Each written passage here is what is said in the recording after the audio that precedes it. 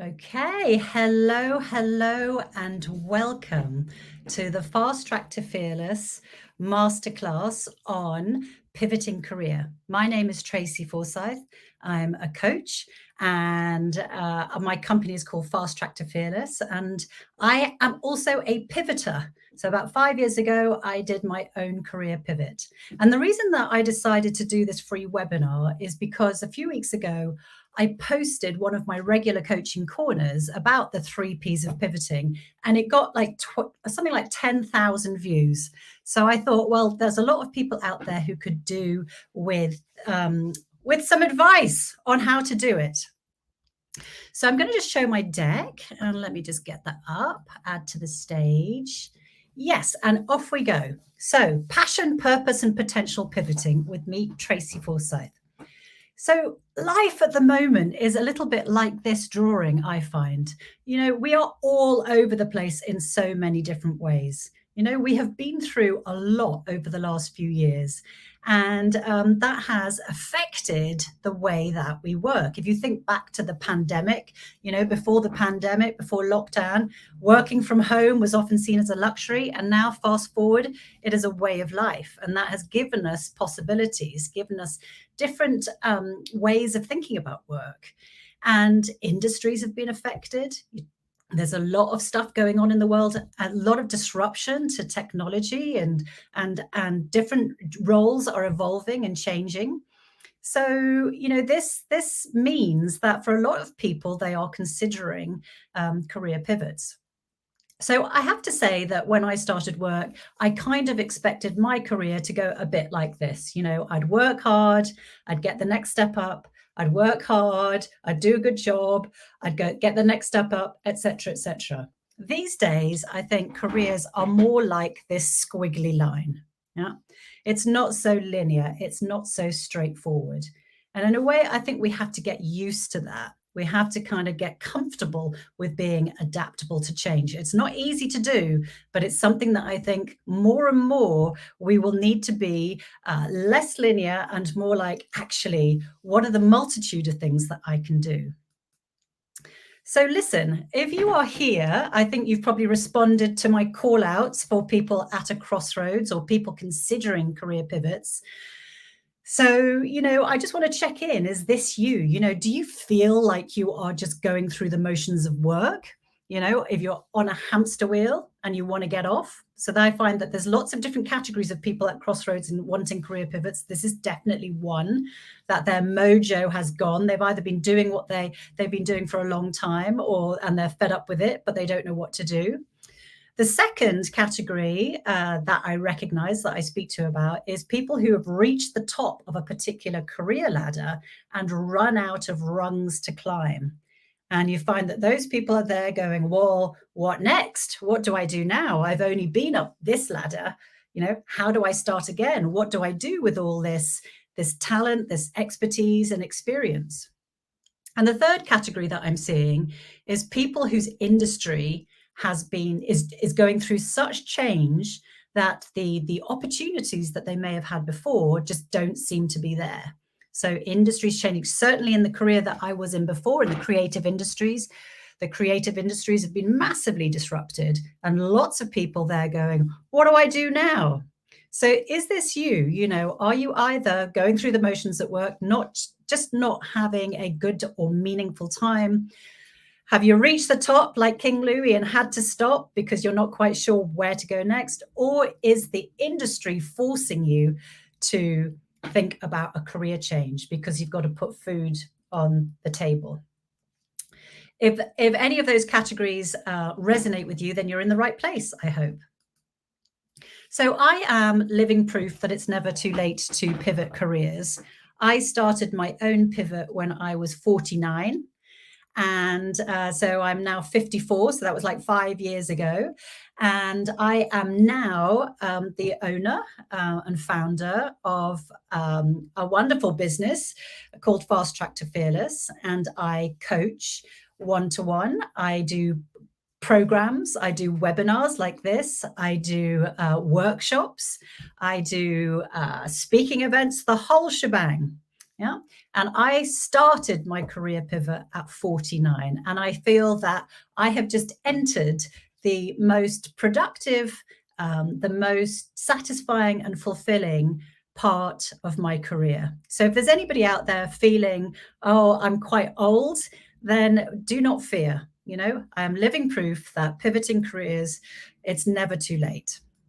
So actually, one of the other things that I did at the age of 49 was I had a corporate role, a corporate job, but actually I was passionate about yoga, and I saw a connection between what I was learning on the mat and how I was showing up in the office. So I invented a workshop called Yoga in the Boardroom, which showed people how to use resilience techniques, how to do stretches, how to do mindfulness techniques in the office. So that came completely out of the new. Never did I imagine when I was younger that at the age of 49, 50, 51, 52, etc., that I would be going, as one of the things that I was doing, would be going around different companies like Colgate and Ofcom and Facebook and ASOS, doing my workshop called Yoga in the Boardroom. But there you go. So I am proof that things can happen.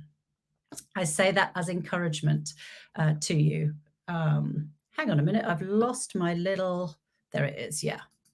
Okay. So why have I called this the 3 Ps of pivoting? Because there are 3 things that I think are absolutely foundational to a successful career pivot. Yeah. So I just want to preface that by saying, I don't think career pivots happen overnight. It hasn't happened for me. It's been much more organic than that.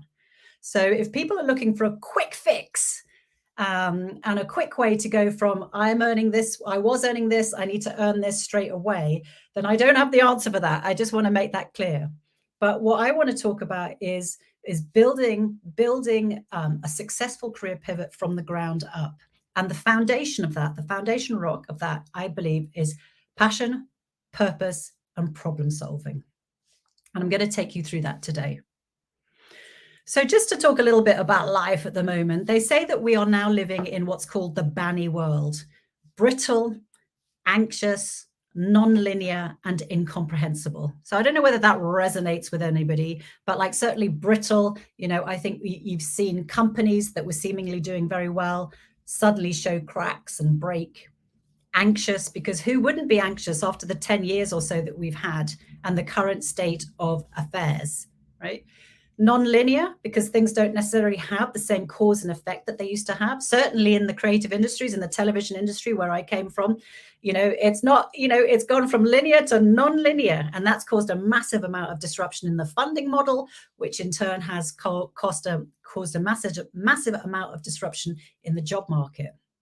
And incomprehensible, I think this is really the amount of, I don't know about you, but I am on my phone all the time. I'm getting so much information in, and who knows whether it's fake news, it's difference of opinion. There's a huge amount of stuff going on all the time. So it's leading to a world where it's quite difficult to have the clarity to know what to do, what information to use. So we are living in this banny world. And one of the things that I think is absolutely crucial for anybody, whether you're considering a career pivot or not, is really to think about the world from different perspectives, to get what's known as a balcony view. So it's the level up. So if you see in this diagram at the top, it says self. That's me or you. Yeah. The layer up from that is that you are sometimes within a team. Okay, so that's the layer up. And the team has a particular purpose. A team is there to do something. Now, the team is often in an organization. Yeah? So the organization has its own purpose and its reason for existing. And then on top of the organization may be one of many in a particular industry. Yeah? And the industry, so the creative industries, serves to entertain and delight the audience. Yeah? And then on top of that, you have what's going on in the world. What's going on in the world? So that can be anything from climate change to, geopolitics to, trans rights visibility to Me Too, to all of these kind of things. So what's going on in the world affects all of the things below it. It affects the industry, which in turn affects the organizations, which in turn can affect businesses, the teams, which in turn can affect us. So one of the very first things I think in order to prepare is really start to look at the world from different perspectives. And really kind of get up onto that balcony view. What's happening in the world? How is that affecting the industry that I've been in? How is it affecting industries that are growing? Yeah. And how does it affect the company that I might have been in, my role, et cetera, et cetera. So really getting that kind of that big picture view, I think, is very helpful. Really, because all of those things, what's going in the world is always changing, and it has since the year dot. I mean, it never ceases to amaze me that once life on Earth was just single-celled amoeba. Yeah. And look where we are now. We're quite kind of complex beings, aren't we? So, I always think about this whole, survival of the fittest, and actually what Charles Darwin said is that it's not the strongest of the species that survives. It's not the most intelligent, but it's the one that's the most responsive to change. So the reason that I think it's really important to have a visibility and awareness of what is going on at all those layers in the world, et cetera, in the industry, et cetera, is because it preps you to be responsive to change. So tip number 1, maintain a balcony view when you're thinking about a career pivot. What is going on in the world? What's going on across industries? Yeah? Is the industry I'm in changing? Is it growing? Is it contracting? How is that affecting the businesses that I work with, work for, service, et cetera, How does it affect the people in those businesses? And how does it affect me? And lastly, what can I do that the world of tomorrow needs? So anticipating change. Yeah, we are constantly changing. So where to start? If that all seems very, very overwhelming, then this is where I suggest you start. This is the foundational piece. What is your passion? What do you find purposeful? And how do you put those together to problem solve for others? Because when we get paid, we are generally problem solving for other people or providing some sort of value. So those are the bits. So to me, my definition of a fulfilling life is doing something that you're passionate about and that has an impact that you find purposeful. And I believe that means helping others solve problems. So listen, let's start with passion. Let's start with passion. This is me, age 5. And back then, all I dreamt about was becoming a newsreader, a newscaster. So being the lady that read the news. So I don't know why I wanted to do that, but that's what I wanted to do. And actually, now that I'm 54, come full circle, I might not be reading the news, but I'm here presenting to you in a little rectangle. So here I am at 14. At 14, what I really wanted to do was be a producer director. I didn't know what that meant at the time, didn't know anybody in television, but all I knew is that it had something to do with lights, camera, and action. So this was like my passion.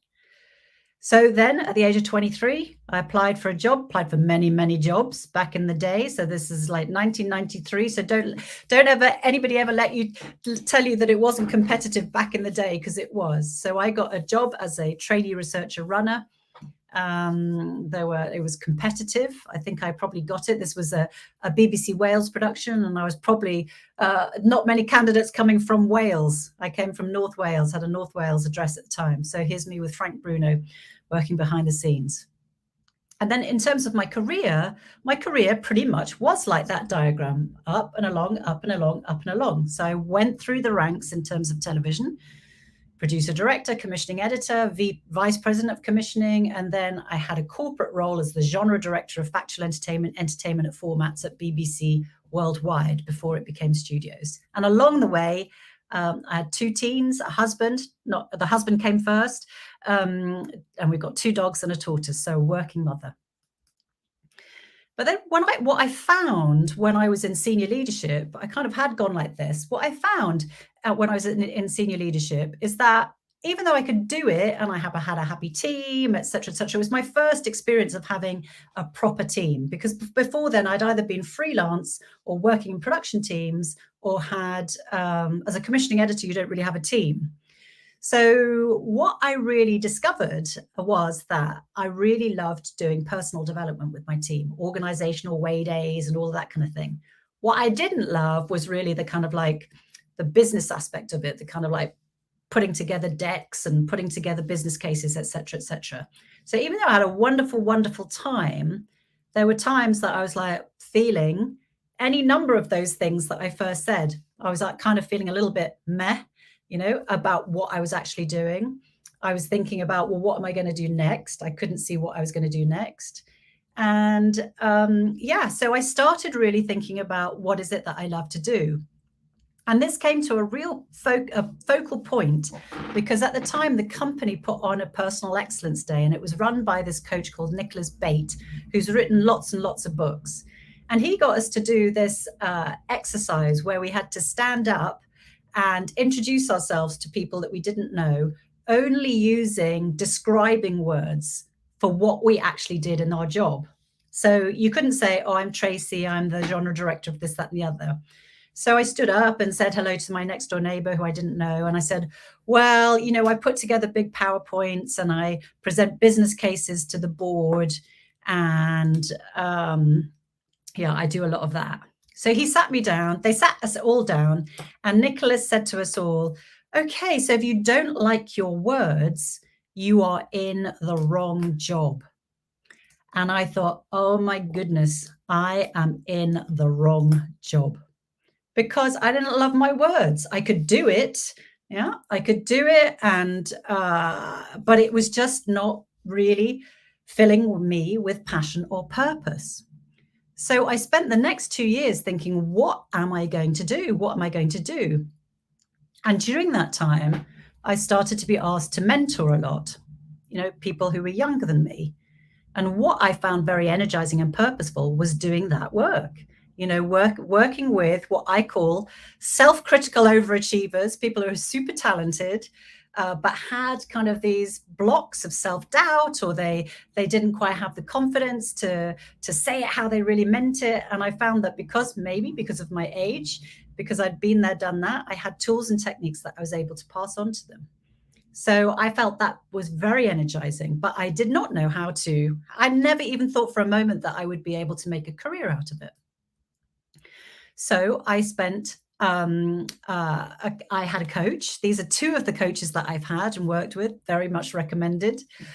And I really did that piece of work about self-discovery. Who am I? What drives me? What am I passionate about?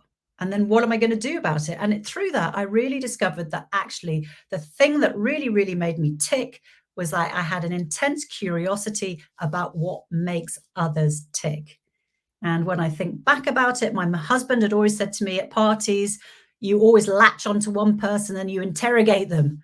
You get every ounce of information out of them. And I'm like, well, it's interesting. And they seem to find it interesting too. Yeah.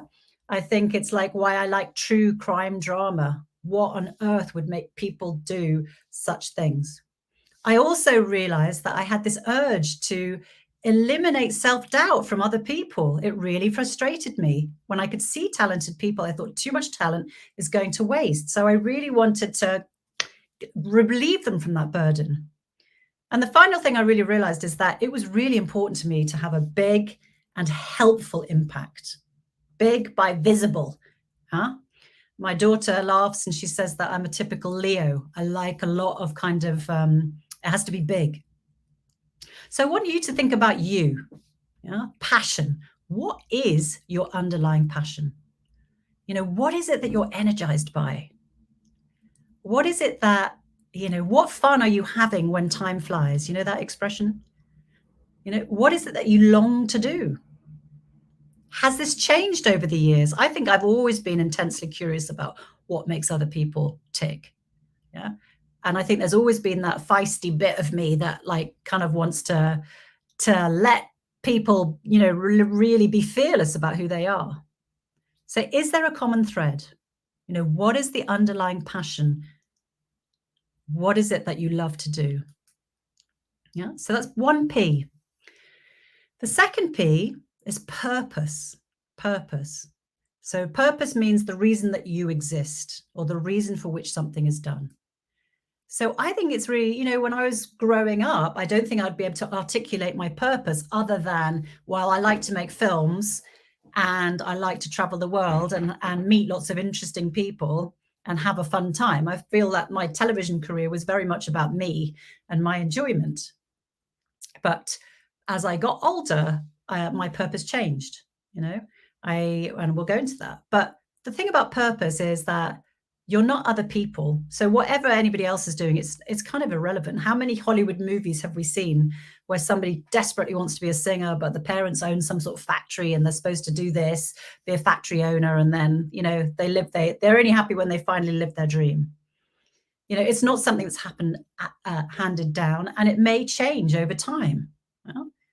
So how do you kind of think, how do you find out what you find purposeful and drives you? One of the most useful things that I did was to take a Hogan leadership assessment. And this is something that it's it's one of those profiles. There are many. But one part of this, and is actually, it won't mean much to you, but this is the actual photograph that I had, a photograph of mine, which it determines what my motives, values, and preferences are. So what really gets me out of bed in the morning. So you can do one of these because it was pretty surprising to me back in the day. Because the number one thing, I think it says 93% that came out was altruism. And you could have knocked me down with a feather because I would never have thought that I was altruistic. You know, I was very independent, kind of thought I like to do things for me. But actually, it rang true. The altruism was coming out in helping others, connecting people, providing service, wanting to have a big, helpful impact. The other two drivers that came up for me, and it's different for everybody, was recognition. You know, I like to know that my work is having an impact. Yeah. As I say, my daughter says I'm a big old Leo. So I think it's like I like to have that positive affirmation. And I like to be visible, which helps. And affiliation, you know, belonging, being with people. So when we think about you, what would those motives, values, preferences be? And if you're thinking about, well, I haven't got that Hogan leadership profile, you can take it. But these are just some of the questions to ask yourself. You know, what is meaningful impact to you? You know, when you look at everything that you've done in your life and career, what is it that you're proud of? You know, what motivates you? What purpose drives you? What drives you? And the other thing that I think can help with this is asking what's your why? What's your why? What is the thing that you would want to change about the world? So when I think about what's my why, the thing that really got my goat when I was being asked to mentor was the amount of women that I met with self-doubt and lack of self-confidence when they were more than eligible to shout from the rooftops about their assets. And I know I'm not going to get into all of those reasons because lots of it's social conditioning, et cetera, et cetera. But what really I thought is that actually, if I can use my experience and expertise to empower other people with the self-confidence and remove those blocks of self-doubt to be fearlessly who they are and allow their talent out into the world, then the world will benefit. Yeah, leadership will benefit. You know, women will benefit. The society will benefit. Yeah.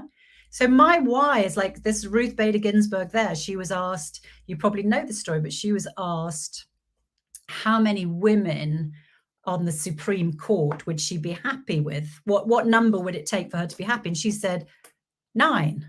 And they went, 9? And she said, yeah, because there've been 9 men on the Supreme Court since the year dot, and nobody's batted an eyelid. So, you know, I think it's just a wonderful illustration. So that's kind of like my why And it's not to say that men don't have imposter syndrome, because I do. I coach both men and women. But what really got my goat is like being in an environment where I saw women holding themselves back, or being held back, despite the fact that they were super talented and more than capable. So, what's your why? So I think another little exercise is, imagine, we all got jetted off to different planets, and you could have your own planet, and it was up to you to create the culture, create the the rules. What would planet you be like? For me, it would be, okay, well, actually, on the Supreme Court, that's not a question. We've actually got 9 black, brown, whatever women on there, and nobody even questions it. Yeah? So what would your planet be like? What would you want to change? Because often this kind of thing really goes to your deeper purpose. Like, what do you want to do with your time, and how can you contribute to that? So, of course, purpose, it's all very well, passion and purpose, but purpose, I love this quote, purpose without a plan is a pipe dream. This is another coach. He teaches coaches. He's called Professor Peter Hawkins. Very, very interesting man. Purpose without a plan is a pipe dream. So the plan really is, the pivoting plan is mixing passion and purpose and problem solving to come up with a viable business plan. Yeah. How do you combine passion and purpose and problem solving in order to get paid? If money is an object, and I'm assuming money is an object for most people, unless you're kind of retiring and it's your legacy chapter, which is fair enough. So money may not be such an issue.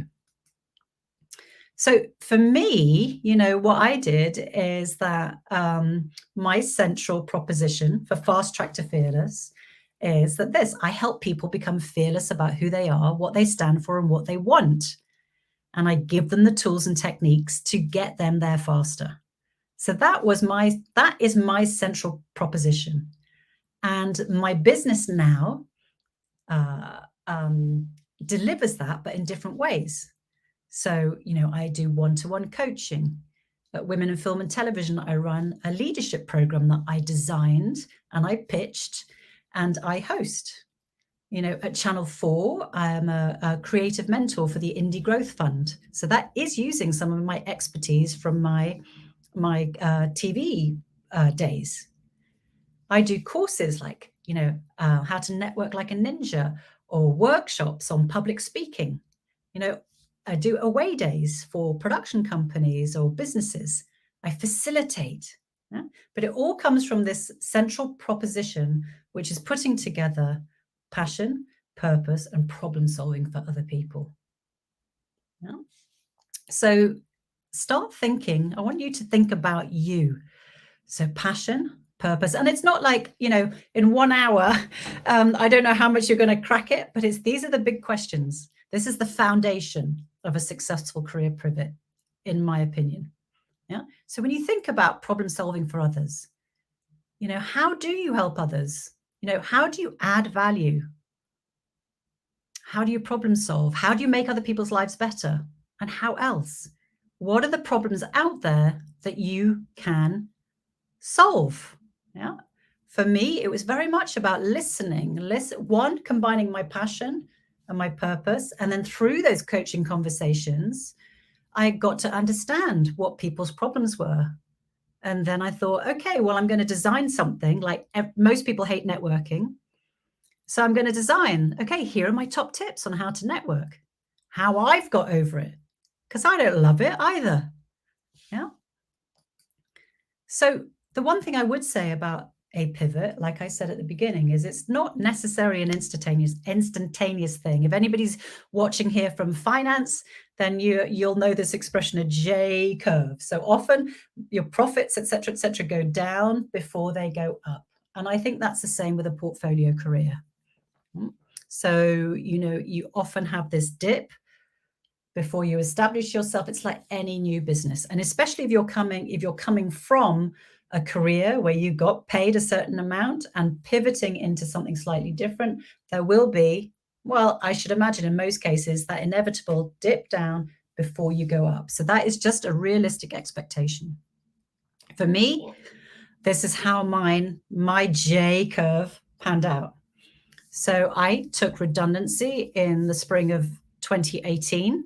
And actually, I thank the heavens I was made redundant because two departments were coming together. So my team was kind of split up, which meant my role didn't exist anymore. And at the time, it was painful. It was.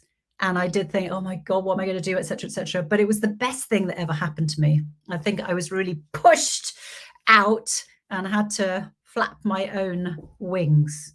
So I then certified as a coach. I trained and I've done lots and lots of training since then, lots of courses on how to run your own company and how to market yourself, et cetera, et cetera. I started my own coaching company named after my two different grandparents, Walter and Wootsy. I also developed and delivered yoga in the boardroom at the beginning. And along the way, I started to get roles that really fit my purpose or the way I was able to deliver my passion and purpose. So women in film and television. I was at first the mentoring producer. So that gave me a group program that I could really develop and do what I wanted with. That grew and grew and grew. And then now I kind of, that should say director of leadership, sorry. I decided to do actually that I was coaching a lot of leaders across the creative industries, and I realized that there was a need for leadership programs. So I pitched and I did a leadership program for ITVs, senior leaders of color. I'm doing the second time I'm doing for women for film and television now, and I'm also doing one at a different platform. And then also, as I say, the Indie Growth Fund came along and said, can we interview you about being a creative mentor? So got that. So that meant coaching and developing, investing in companies and then helping those owners grow their company. And then I realized Walter and Wootsy wasn't really working because nobody knew what that was. And so I kind of thought, well, what am I offering? And Fast Track to Fearless popped into my head. Fast Track, Fearless, because that's how I want you all to feel.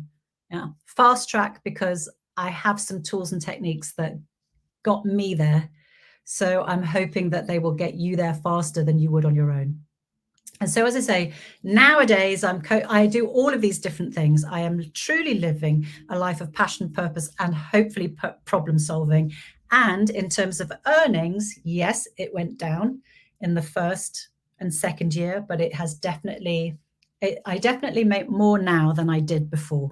So I want to be living proof that a pivot can happen and can happen successfully. So of course there are other P's, the passion, purpose, and problem solver is the kind of foundational aspect to it. And I'm a big fan of alliteration. So hopefully these are not too forced. But the other P's that there are to consider in a career pivot are a portfolio approach. How do you deliver what you do in different ways, different lines of revenue, different pricing? There's positioning yourself. How do you, what is out there already in the market? What is your point of difference? Yeah, what are you offering? Because in theory, I could coach anyone, but in actual fact, people come to me because they kind of feel that I resonate with them. They resonate with me, whether it's because I'm a woman, whether it's because I've had a background in a particular industry, whether I represent something. So it's positioning. Another one is proof points. You might be turning left into an area that you haven't done before, but you will have lots of proof points from what you've done before that will support you to sell yourself in this new pivot. Pricing is another thing. Where do you begin with how to put a value on things? Pitching yourself. I'm a big fan of teaching people how to sell themselves fearlessly without feeling like an imposter. So how do you pitch yourself? Yeah. Publicity and marketing, sales and marketing. So the fact that you are here is because I did some kind of sales and marketing, or I marketed myself that to say that this is out here. How do you go about that? Online. And I think putting yourself out there. How do you put yourself out there? How do you network? How do you talk to clients? How do you talk to potential things? So all of these things. Oh, and then the last one, which is a bit of a stretch because it is a P, but it's psyche, mindset. How do you have the pivoting mindset is agile, bouncy, changing, So at the beginning, I was doing a lot of yoga in the boardroom. Now it's predominantly Fast Track to Fearless, and I do yoga in the boardroom as one aspect of what I do. Okay. So the other things that have helped me on my journey are this, maintaining a balcony view that I talked to you about at the beginning, adaptability and flexibility. Yeah. Really being able to pivot within the pivot, constantly learning and studying. I am always on a course, whether it's developing my coaching skills, whether it is marketing, whether it is how to do social media, all of the above. Yeah, constantly learning, keeping an open mind, putting myself out there, doing the hustle. I've always believed that talent and hard work are not enough without the hustle, without being seen. The other thing that helped was listening to other people's problems and figuring out how I could help. Yeah. Often people don't come to you and say, I've got this problem. But if you listen, they will say, I really don't like such and such. I really, I've got this thing. Yeah. So it's really down to you to come up with what's the proposition. How can you help? The other two things I want to mention is like making self-care or self-management, really, it should be called, a non-negotiable, mental, spiritual, and physical well-being. Yeah, it's really tough. I know for most people, creating time for themselves to do all that is hard enough, but especially when you are pivoting career, because you go through the ups and downs. You go through the ups and downs, and for me, certainly, like launching my own company was like it is like being in a startup. So, unless you've got a big team around you, it's like, it's a lot. It's a lot. And if you're passionate about it, the reason that passion is so important is because it's what drives you, it gives you energy. Yeah.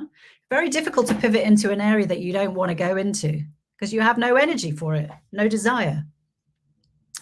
And then the other thing I want to mention here is getting on top of the family budget. So Martin Lewis, the wonderful money-saving expert, has a brilliant family budget Excel spreadsheet thing that I really, really recommend.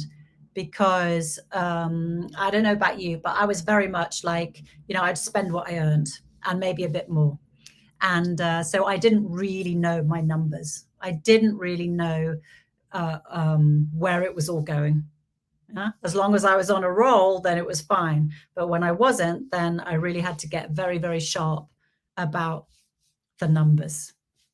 Okay, so this is now over to you. So you've now learned the 3 P's of pivoting, the foundations, passion, purpose, and problem solving.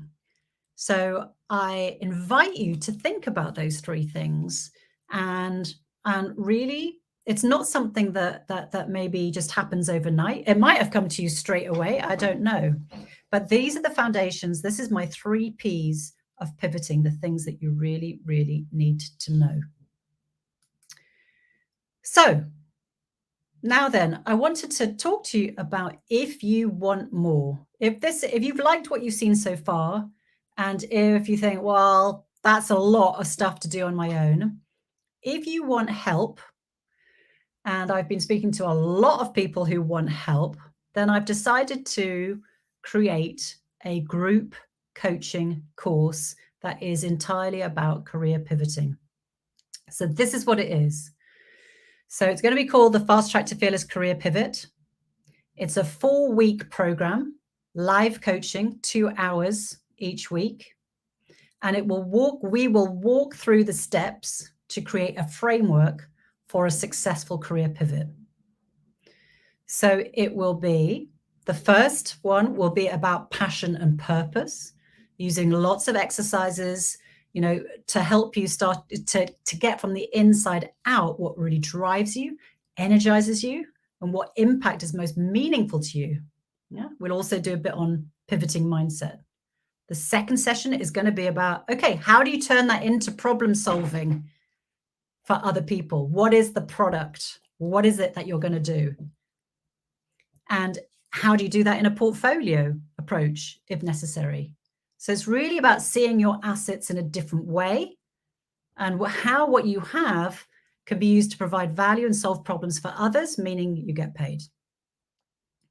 And by the way, if there's loads of you out there who are like, I don't need to get paid, it's still useful to come along. So the third one will be about that positioning and pricing. How do you put yourself out there? How do you test the market? How do you see if there's a need for what you want to do? Yeah, and if so, how do you cost it? How do you kind of get to the number that you need to get to? Yeah. And then the last one is going to be about going to market. What's your key message? This is the elevator pitch, which I've taught before. Elevator pitch, your key message about you. How do you network like a ninja? How do you develop your online presence? So crucial these days. Your LinkedIn page, your social media marketing, how do you get your message out there? Because that's where people are. They are on their phone, they are doing this. So if you are not there, then it's very difficult to get seen. Yeah. Okay, so this is just it in more detail. Module 1, 2, I'm going to give you a link so you can find out more about it. Just in terms of, it's very much in my style, the fast track to fearless. I'm very practical, tip-tastic, down to earth, straightforward. There's not going to be any fluff in there. It will be really getting to the heart of what drives you, how that can be used to create value for others, how to position, transition, and market yourself, and all the tools and techniques that I have learned over the last 5 years to launch a career pivot. So this is what the price is going to be. I have decided to do it for a 50% discount. Now, I appreciate there are people out there who are pivoting and have no budget, and I'm hoping that the value that I'm providing in these free webinars is useful for that. And I have loads and loads of free webinars on my website, etc., etc. For those who want to join the group coaching course, so that's 4 2-hour live group coaching sessions going through that, it's going to be half price. So typically it would cost $999 for 8 hours of group coaching, but it's going to be on offer for a limited time only at £497. If you want to pay in 2 installments, you can. There's a payment plan. It's just slightly more. It's £3 more expensive. So it's £500 in 2 installments.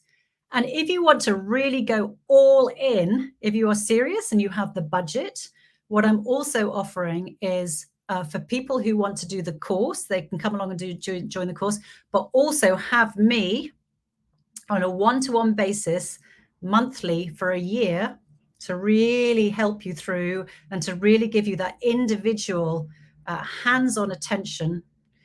I am offering that as well. Plus, I'm going to do a leadership profile, throw in a Hogan leadership profile, which normally the test and the feedback normally costs about $2,000. So that is, again, 50% off just for this time limited number and only for this pivot area. And that is $3,599. And if people are interested in that and want to do a payment plan, then just let me know, contact me.